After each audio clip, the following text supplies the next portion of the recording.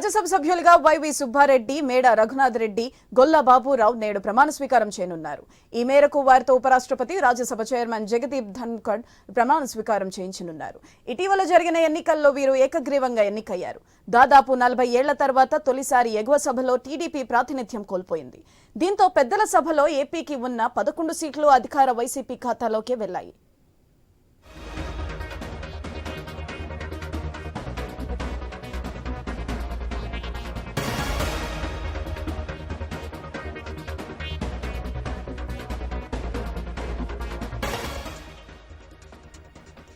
రాజ్యసభ సభ్యులుగా వైవి సుబ్బారెడ్డి, మేడ రఘునాథ్ రెడ్డి, గొల్ల బాబురావు నేడు ప్రమాణ స్వీకారం చేయనున్నారు.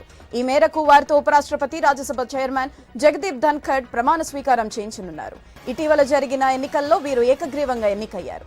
దాదాపు 40 ఏళ్ల తర్వాత తొలిసారి ఎగువ సభలో టీడీపీ ప్రాతినిధ్యం కోల్పోయింది. దీంతో పెద్దల సభలో ఏపీకి ఉన్న 11 సీట్లు అధికార వైసీపీ ఖాతాలోకి వెళ్లాయి.